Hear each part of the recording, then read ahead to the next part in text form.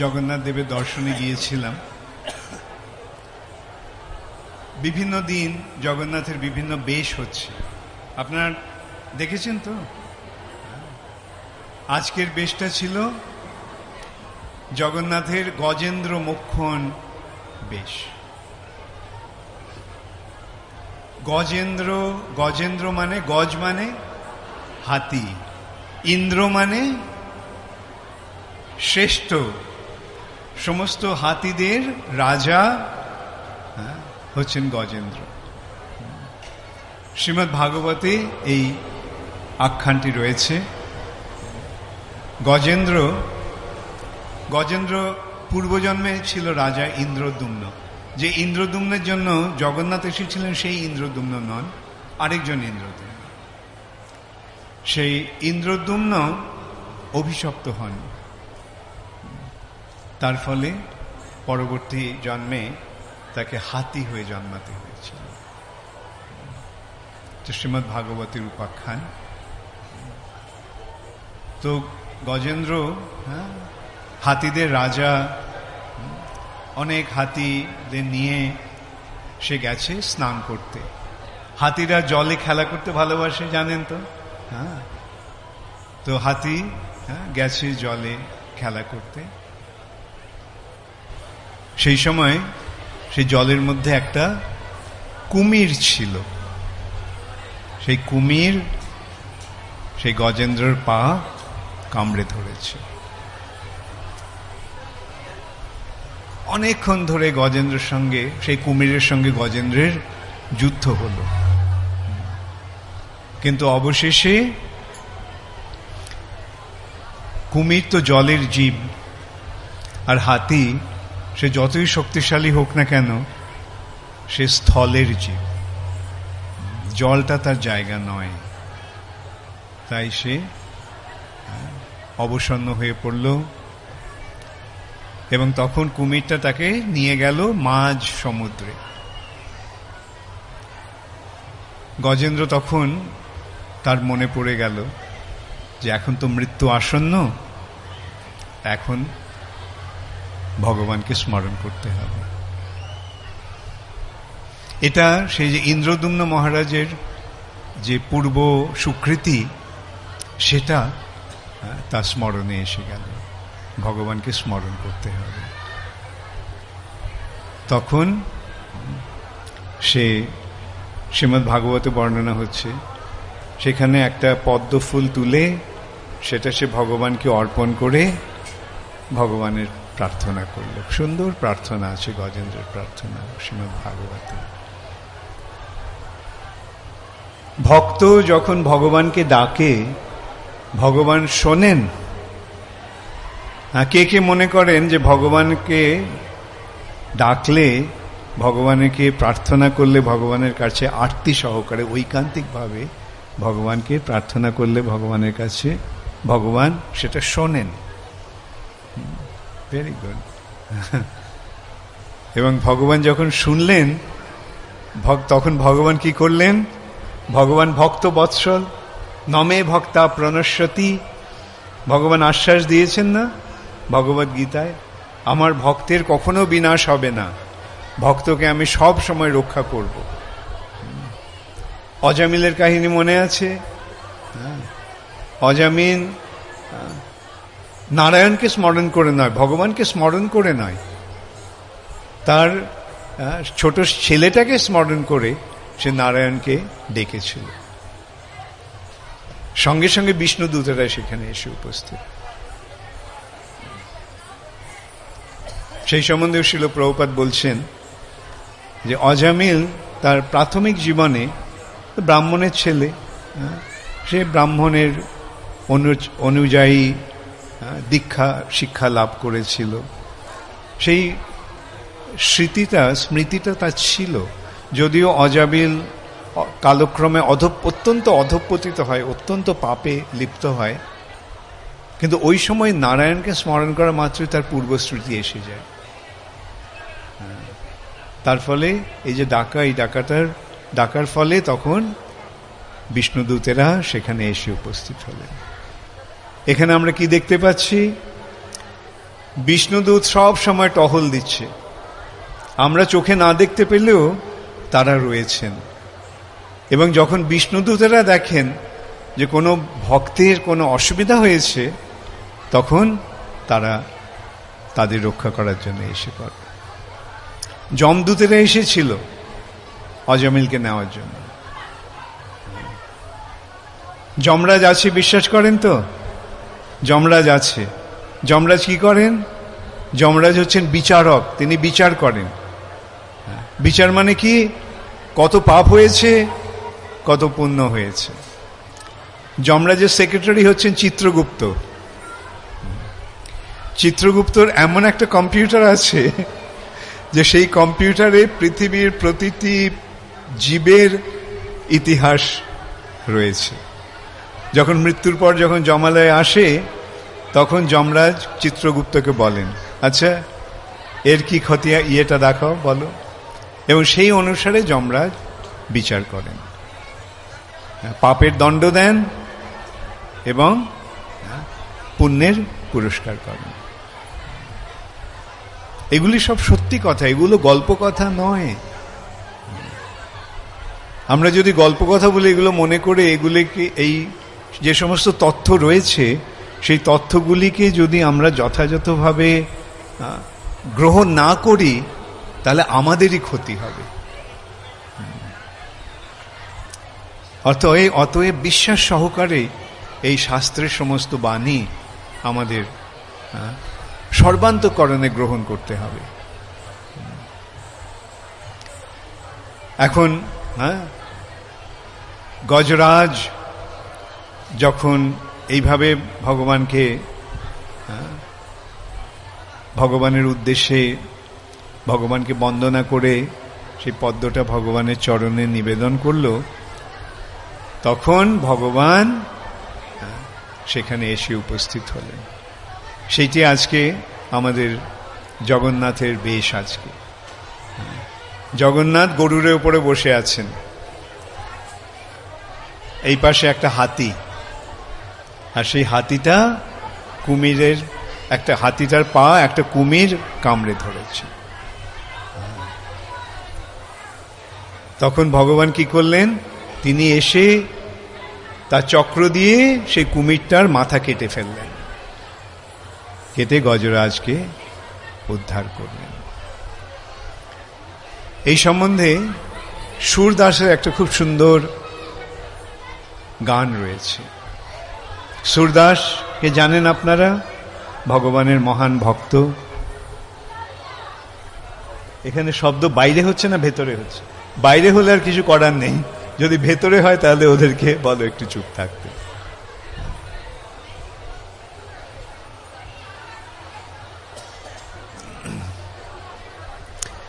সুরদাস ভগবানের মহান ভক্ত ছিলেন। তার অনেক পদ রয়েছে, অনেক সুন্দর সুন্দর গান রয়েছে ভগবানের বন্দনা করে। এটি আরেকটি গান, যাতে তিনি বলছেন যে নীর পিবন হে তো গয়ো সিন্ধু কে কিনারে। গজরাজ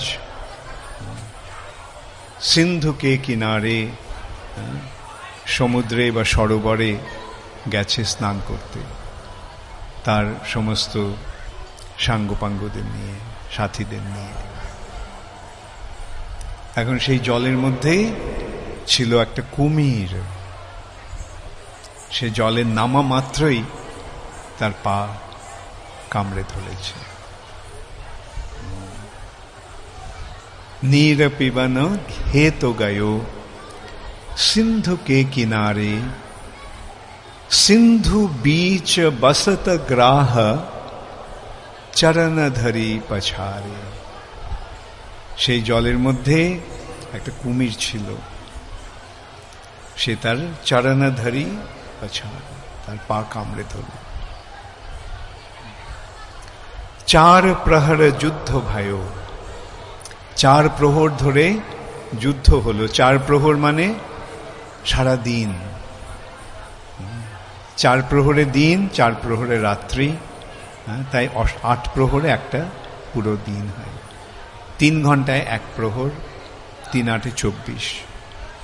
4 प्रहर युद्ध भयो, ले गयो मझी धारे, नाक कान डूबन लागे, কৃষ্ণ কে পুকারে। সে যখন ডুবে যাচ্ছে, নাকে কানে জল ঢুকছে, সে তখন বুঝতে পারলো আমি তো এখন অবসন্ন হয়ে পড়েছি, এখন মৃত্যু আমার অবশ্যম্ভাবী। তখন সে কি করলো? কৃষ্ণকে পুকারে, কৃষ্ণকে ডাকলো। দ্বারকা সে চলে গোপাল, তার ভক্তের সেই ডাক শুনে কৃষ্ণ দ্বারকা থেকে চললেন, সঙ্গে সঙ্গে বেরিয়ে পড়লেন। গরুরকে বিছারে, গরুরের পিঠে চড়ে তিনি সঙ্গে সঙ্গে সেখানে এসে উপস্থিত হলেন। দ্বারকা সে চলে গোপাল, গরুরকে বিছারে, চক্র সে গ্রাহ কো মারি, গজরাজ কো উধারে।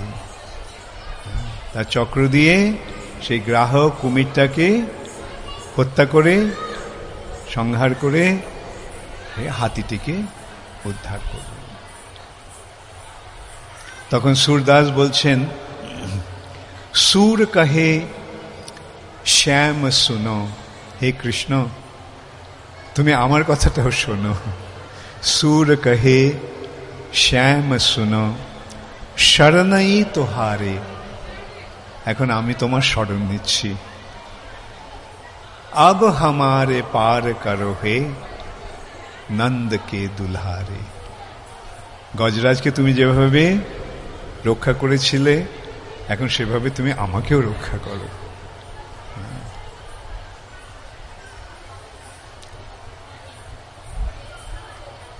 এখানে আরেকটি বৈশিষ্ট্য আছে, এটা একটা রূপক রূপেও এটা গ্রহণ হয়।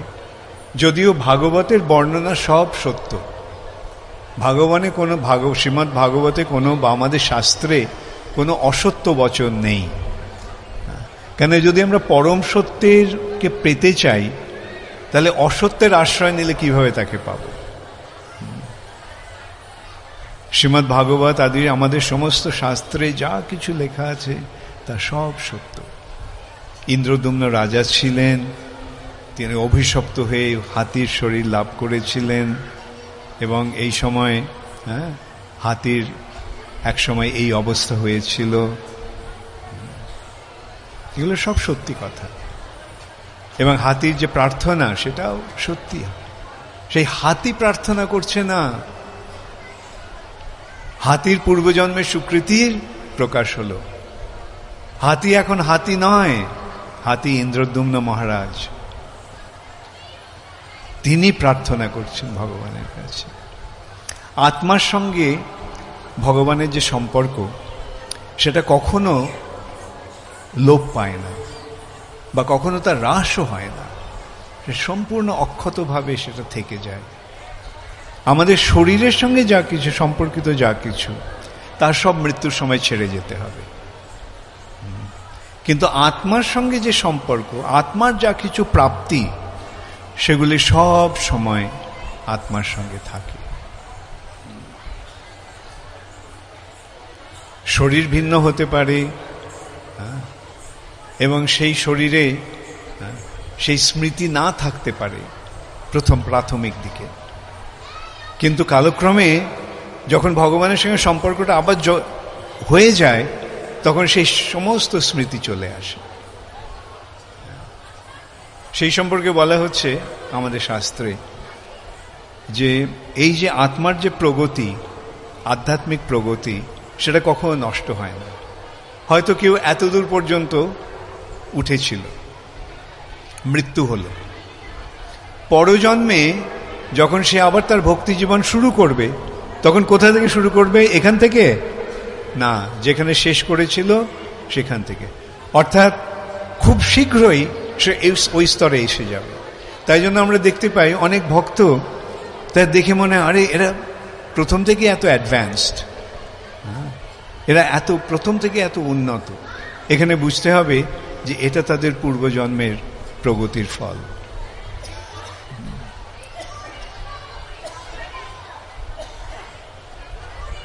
এই যে গজেন্দ্র মোক্ষণের যে লীলা, তার আরেকটা বৈশিষ্ট্য রয়েছে।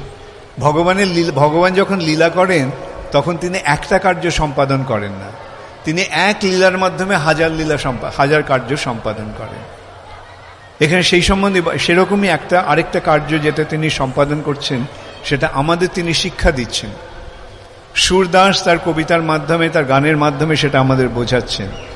হ্যাঁ, এই হাতিটিকে, এই হাতিটি হচ্ছে জীবাত্মা, আমরা সকলে। আমরা খেলা করতে এসেছি, হ্যাঁ, জলক্রীড়া করতে এসেছি, হ্যাঁ, জলে, সমুদ্রে। সেই সমুদ্রটা কি? এই ভব সমুদ্র, ভবসাগর। এখানে আমরা এসেছি। নীর পিবন হেতু গায়ো সিন্ধুকে কিনারে। এই জড় জগতে, ভবসাগরে আমরা এসেছি। আর এখানে রয়েছে একটা কুমির। সিন্ধু বীচ বসত গ্রাহ চরণ ধরি পছারে। একটা কুমির সেই জলের মধ্যে আছে, সে সঙ্গে সঙ্গে তার পাটা কামড়ে ধরল। তাহলে এখানে কুমিরটাকে আমরা তো বুঝলাম, এই জড় জগৎটা হচ্ছে একটা সাগর, ভবসাগর। এখানে আমরা কেন এসেছি? আমরা খেলা করতে এসেছি। আর সেই যে কুমির যে জলে থাকে, এই জড় জগতে রয়েছে, সেই কুমিরটাকে, সেই কুমিরটা হচ্ছে মৃত্যু। এখানে আসা মাত্রই মৃত্যু আমাদেরকে কামড়ে ধরেছে। আর সারাক্ষণ আমরা কি করছি? সর্বক্ষণ আমরা ওই মৃত্যুর সঙ্গে সংগ্রাম করছি। এই বেঁচে থাকাটা সর্বক্ষণ মৃত্যুর সঙ্গে সংগ্রাম।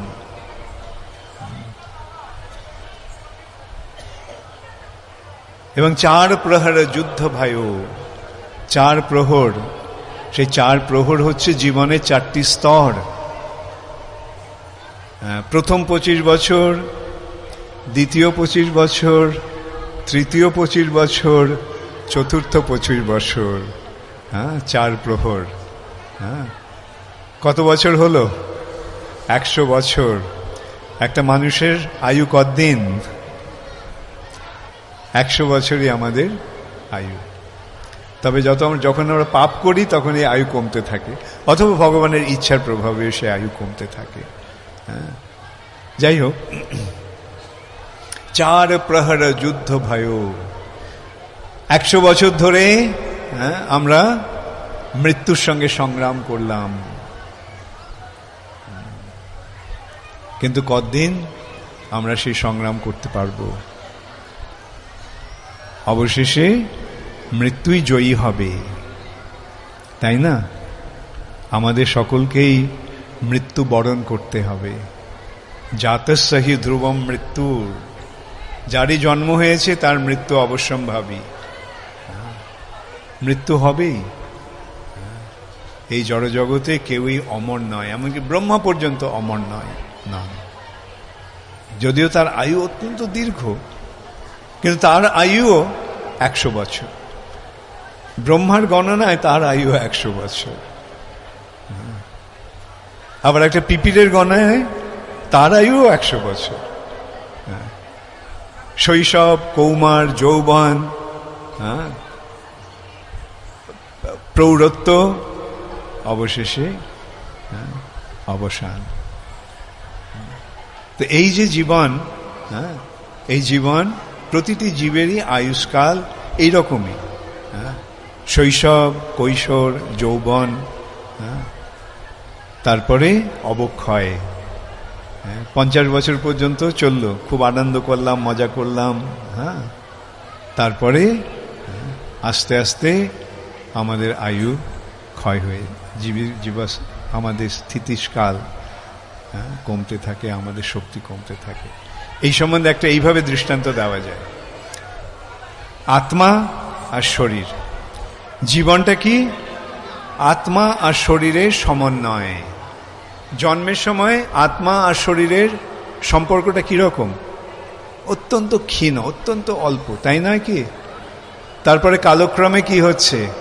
সম্পর্কটা বাড়ছে বাড়ছে বাড়ছে, বাড়তে বাড়তে যৌবনে এসে একেবারে এই রকম, আত্মা আর শরীর একেবারে এক। তারপর কি হচ্ছে? আস্তে আস্তে এইভাবে এসে এইভাবে হলো, তারপরে আস্তে আস্তে আস্তে আস্তে এই সম্পর্কটা ক্ষীণ থেকে ক্ষীণতর হতে হতে হতে হতে অবশেষে মৃত্যুর সময় কিরকম একটা ক্ষীণ সম্পর্ক রয়েছে, ব্যাস আত্মা শরীরটা ছেড়ে চলে গেল।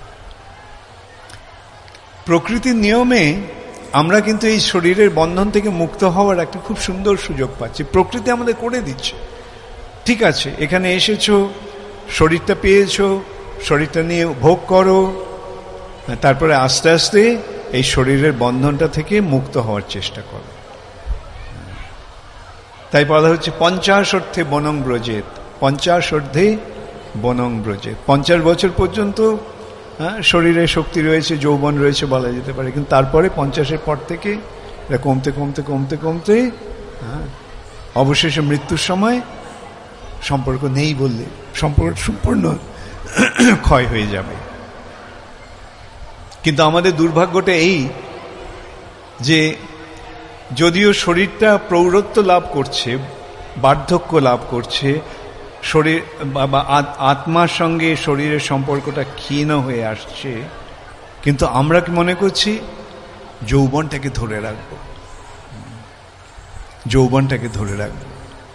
বুড়ো হয়ে গেছে, 80 বছর বয়স, কিন্তু তার মনোভাবটা কি 18 বছরের ছেলের মতো, ভোগ করব। এই সম্বন্ধে আমার এক ডাক্তার শিষ্য একটা খুব সুন্দর কথা বলেছিল, ওর অভিজ্ঞতার মাধ্যমেও বলছিল যে মানুষ তার যৌবনটা ব্যয় করে অর্থ উপার্জনের জন্য, অর্থ উপার্জনের জন্য যৌবনটাকে ব্যয় করে। আর যখন সে বুড়ো হয়ে যায় তখন সে সমস্ত অর্থগুলি দিয়ে তার যৌবন ফিরে পেতে চায়।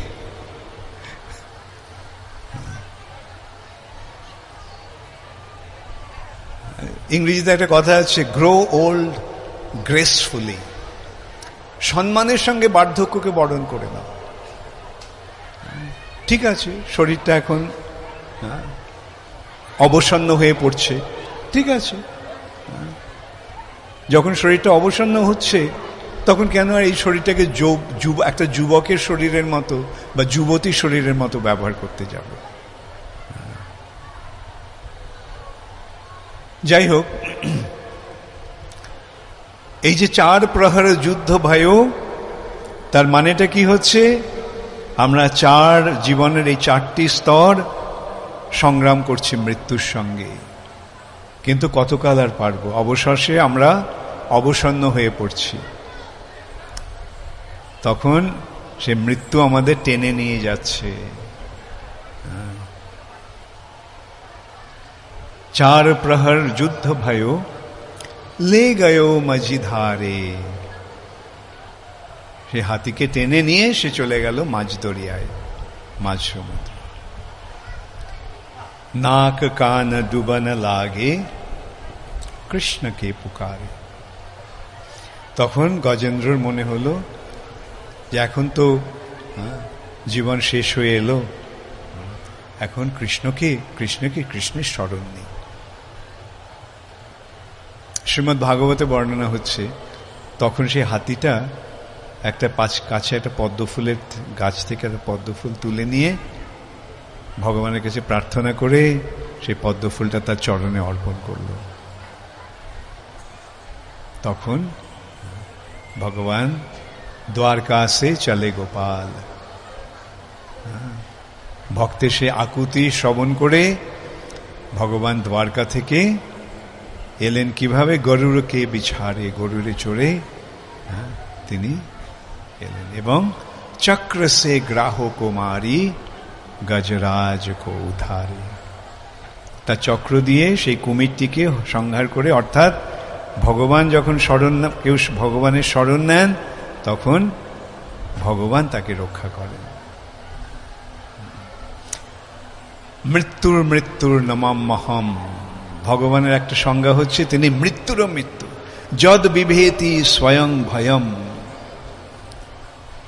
স্বয়ং ভয় ও ভগবানকে ভয় করে, কেননা ভগবান হচ্ছেন মৃত্যুরও মৃত্যু। অতএব ভক্তদের মৃত্যু ভয়ে ভীত হওয়ার কোনো কারণ নেই। এই সম্বন্ধে আরেকটা সুন্দর দৃষ্টান্ত, ধ্রুব মহারাজ, তিনি সংসার ত্যাগ করে, রাজকার্য ত্যাগ করে তিনি গেছেন বদরিক আশ্রমে। সেখানে সাধু সঙ্গ করছেন, মৃত্যুর জন্য তৈরি হচ্ছেন। কেন জীবনের শেষে আমাদের ভগবানের সেবায় নিজেদের নিযুক্ত করতে হয়, সেটি বুদ্ধিমানের কাজ।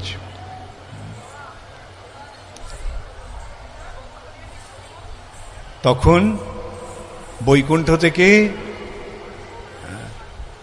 বিমান এলো, বিষ্ণুদূতেরা নিয়ে এসেছেন বিমান ধ্রুব মহারাজকে নিয়ে যাওয়ার জন্য।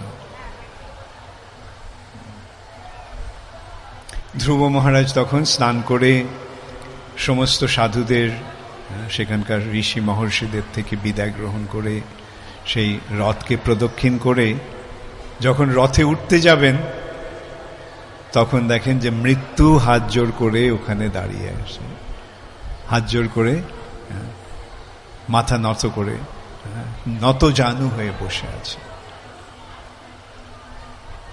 মৃত্যু আসে ভক্তের কাছে, কিন্তু কিভাবে আসে? এইভাবে হাত জোড় করে আসে। কৃপা করুন, আশীর্বাদ করুন, যাতে আমার সমস্ত কার্যকলাপ সার্থক হয়। তখন ধ্রুব মহারাজ কি করলেন? সেই মৃত্যুর মাথায় পা দিয়ে সেই রথে চললেন। ভক্তের কাছে মৃত্যু এইভাবে আসে, ভক্তেরও মৃত্যু হয়। মৃত্যু মানে শরীর ত্যাগ। এই জড় শরীরটাকেও সকলেই ত্যাগ করতে হবে। জড় শরীরটা তো সকলকেই ত্যাগ করতে হবে, সে ভক্তই হোক আর অভক্তই হোক, সকলকেই ত্যাগ করতে হবে। কিন্তু ভক্তের কাছে মৃত্যু একভাবে আসে, অভক্তের কাছে আরেকভাবে আসে। অভক্তের কাছে আসে একটা ভয়াবহ রূপ নিয়ে, আর ভক্তের কাছে আসে তার মঙ্গলময় রূপ নিয়ে, ভক্তের কৃপা লাভের জন্য, ভক্তের আশীর্বাদ প্রাপ্ত হওয়ার জন্য।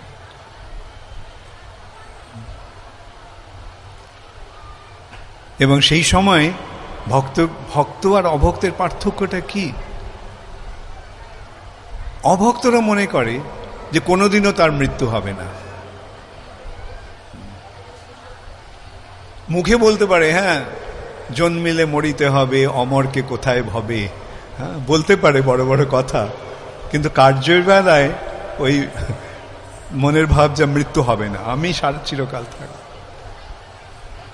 আর ভক্তের মনোভাবটা কি?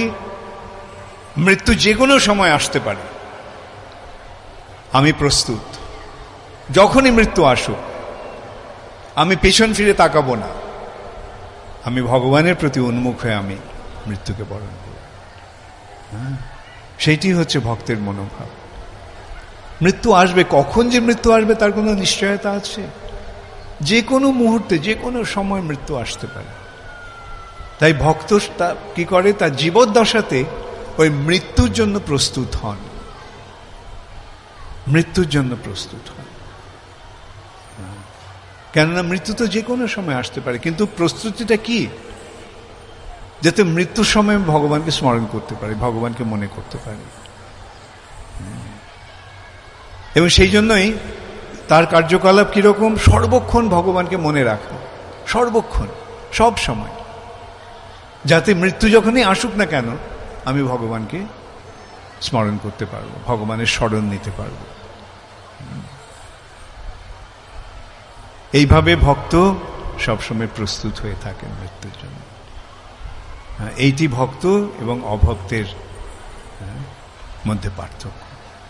এই দিয়ে আমরা বিচার করতে পারি আমরা কতটা ভক্ত হয়েছি। হ্যাঁ, এই প্রশ্নটা আমাদের করতে হবে, পরীক্ষাটা আমাদের সবসময় করতে হবে। এখন যদি মৃত্যু আসে তাহলে কি করব? আরে উইলটা তো করে গেলাম না, ব্যাংকের টাকাগুলো কি হবে, বাড়িটা তো লিখে দিয়ে গেলাম না, হ্যাঁ, আর আমি চলে গেলে আমার ছেলে মেয়েদের কি হবে, আমার স্ত্রীর কি হবে? এই চিন্তা যদি আসে মৃত্যুর সময়, তাহলে আবার ফিরে আসতে হবে। ব্যাংকের টাকার প্রতি আসক্তি, কিন্তু এসে ওই টাকাটা দাবি করতে পারবো না। কি করবো? আসক্তির ফলে ব্যাংকে একটা আশ্রল হয়ে জন্মালাম। হ্যাঁ, খুব থাকো, টাকা সামলাও। অথবা সাপ হয়ে ওই ভিত সামলাচ্ছি। যাই হোক, মূল কথা হচ্ছে যে এইটি হচ্ছে ভক্তের মনোভাব। আমাদের প্রস্তুত থাকতে হবে। যদি মনে হতে পারে আরে উইলটা তো করিনি, ঠিক আছে, সেটা যদি হয় তাহলে উইলটা করে রাখো, যাতে মৃত্যুর সময় উইলের কথা না মনে হয়। মৃত্যুর সময় যদি চিন্তা না আসে আরে এটা তো ওকে দিয়ে গেলাম না, ওর কি হবে, এর কি হবে, হ্যাঁ, সেগুলো মৃত্যুর সময় চিন্তা করার দরকার নেই। যদি চিন্তা এসে থাকে তাহলে আগে ওগুলো সব গুছিয়ে নাও, যাতে মৃত্যু যখন আসবে তখন আমি প্রস্তুত। সেই সম্বন্ধে শাস্ত্রে বলা হচ্ছে কোনো একটা চিন্তা যদি এই জগতের জন্য থাকে মৃত্যুর সময়, তাহলে আবার ফিরে আসতে হবে। তাই মৃত্যুর সময় আমাদের কর্তব্য কি? অন্তে নারায়ণ স্মৃতি। মৃত্যুর সময় নারায়ণকে স্মরণ করতে হবে, এবং সেই জন্যই প্রস্তুতি সারা জীবন ধরে আমাদের প্রস্তুতি। যখন বেঁচে আছি, হ্যাঁ, হরিনাম করো, যাতে অভ্যাস করো, হ্যাঁ, হরে কৃষ্ণ হরে কৃষ্ণ, যাতে মৃত্যু যখন আসবে তখন এই যদি হরে কৃষ্ণ মুখ দিয়ে বেরোয়, ব্যাস হয়ে গেল, জন্ম সার্থক হয়ে গেল। ওই হরে কৃষ্ণ, হ্যাঁ, যেমন অজামিলের নারায়ণ, হ্যাঁ, নাম, সেরকম, হ্যাঁ, হরে কৃষ্ণ হলে সঙ্গে সঙ্গে, হ্যাঁ, হয় কৃষ্ণ নিজে আসবেন, নয়তো গুরুদেব আসবেন, নয়তো বিষ্ণুদূত আসবেন। হ্যাঁ, এরকম অনেক সুন্দর ঘটনা কিন্তু আমাদের রয়েছে। আমি সম্বন্ধে একটা কথা বলি, একটা ঘটনার কথা। আমাদের এক গুরু ভাই ছিলেন, তিনি ফরাসি, ফ্রেঞ্চ। তিনি সন্ন্যাসী ছিলেন, প্রভুপাদের সন্ন্যাস পেয়েছিলেন প্রভুপাদের কাছ থেকে। কিন্তু প্রভুপাদের অপ্রকটের পরে সে ইসকন থেকে চলে যায়। ইসকনের সঙ্গে তার কোনো সম্পর্ক ছিল না, সন্ন্যাস ছেড়ে দিয়ে চলে গেছে। আচ্ছা, ফ্রান্সে একটা ছেলে, আমাদের এক ভক্তরা কি করে, গেরুয়া কাপড় পরে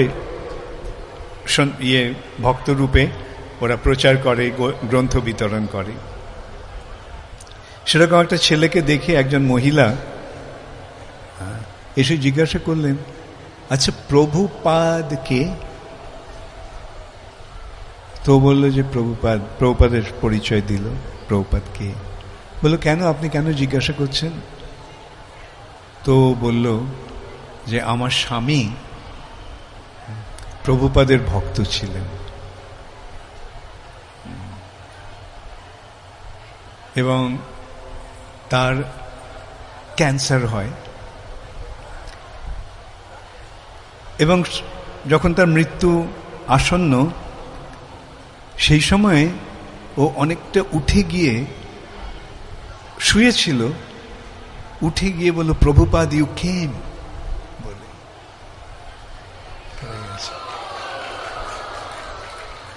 যদিও সে প্রভুপাদের আশ্রয় ছেড়ে চলে গেছে, হ্যাঁ, ইসকন ছেড়ে চলে গেছে, ভক্ত সঙ্গ নেই, কিন্তু শিল প্রভুপাদ তাকে ভোলেননি।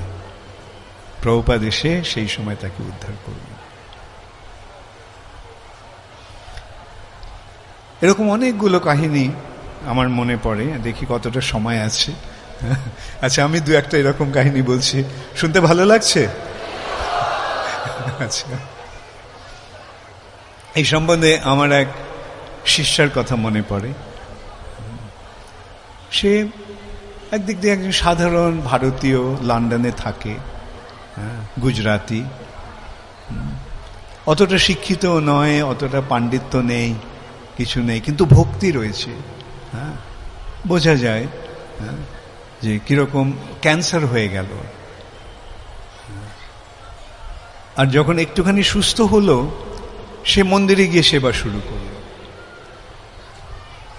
আবার ও অসুস্থ হয়ে পড়ে। এইভাবে কিছুদিন, বেশ কিছুদিন, মানে বছর 2 প্রায় সংগ্রাম হয়েছিল।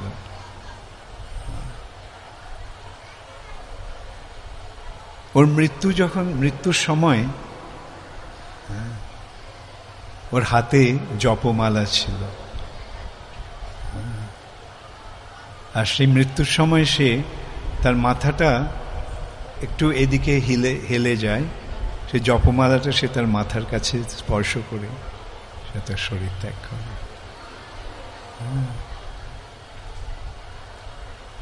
একজন সাধারণ ভারতীয় মহিলা এখন এইভাবে যে শরীর ত্যাগ করে, সে কোথায় যায়? এইটি হচ্ছে প্রভুপাদের যে প্রদত্ত শিক্ষা, সেই শিক্ষাটা অনুশীলনের ফল, অনুশীলনের সুফল। যারা নিষ্ঠাভরে এই অনুশীলন করবে, নিষ্ঠাভরে জপ করবে, ভগবানের সেবা করবে, অন্তিম সময়ে তাদের এই গতি হবে, এই প্রাপ্তি হবে। আরেকটি মেয়ের কথা বলছি। সে মেয়েটির বয়স তখন 22 বছর, পুনাতে থাকে, রাধানাথ মহারাজের শিষ্যা। আর আমি ওকে ছোটবেলা থেকে চিনতাম। তখন আমি প্রায় পুনাতে যেতাম এবং ও আমার খুবই অনুগত ছিল বলা যায়। আমি গেলে ওদের বাড়িতে আমি থাকতাম, ও সব সময় ইয়ে করতো। এমনিতে আপাত দৃষ্টিতে সেই মেয়েটা কিরকম একটু দুরন্ত, একটু চঞ্চল, কিন্তু হঠাৎ তার এমন একটা রোগ হলো যার কোনো নিরাময় নেই। তখন থেকে তার মধ্যে একটা পরিবর্তন এলো। যে মেয়েটা এত চঞ্চল ছিল, ইয়ে ছিল, সে গম্ভীর হয়ে গেছে। ও ওর পরীক্ষা শেষ করে সেই দিন ও রেজাল্ট নিয়ে ফিরেছে, এসে মাকে বলেছে তার রেজাল্টের কথা, করে অজ্ঞান হয়ে গেছে।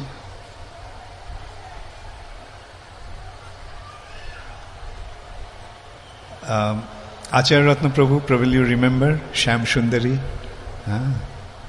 Janava Mata's daughter.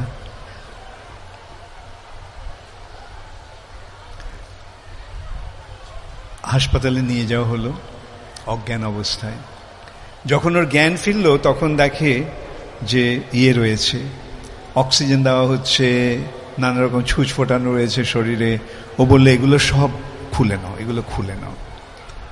তো অনুরোধে সব খুলে নেওয়া হয়েছে।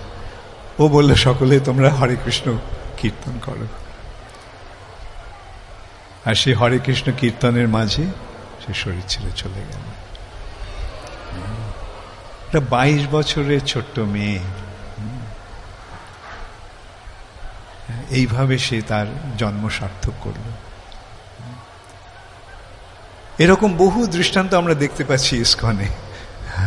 বাংলাতে একটা কথা আছে, সাধন করো ভজন করো মরতে জানলে হয়। সাধন ভজনের আসল ফলটা কি? কিভাবে মরতে হবে সেটা জানতে হবে, কিরকম ভাবে মরতে হবে, মৃত্যুকে কিভাবে বরণ করতে হবে। অন্তে নারায়ণ স্মৃতি, ভগবানকে এইভাবে স্মরণ করে আমাদের জীবন ত্যাগ করতে হবে। तो 4 प्रहर युद्ध भयो, ले गयो मझधारे, नाक कान डुबन लागे, কৃষ্ণ কো পুকারে। তখন কি করলেন? দ্বারকা সে চলে গোপাল, গরুড় কে বিছারে, চক্র সে গ্রাহ কো মারি, গজরাজ কো উদ্ধারে। তাহলে আমরাও যদি মৃত্যুর সময় ভগবানকে স্মরণ করি, ভগবান আসবেন। আর এই যে গজরাজ রূপী যে মৃত্যু, তার গলায় কেটে আমাদের উদ্ধার করবেন।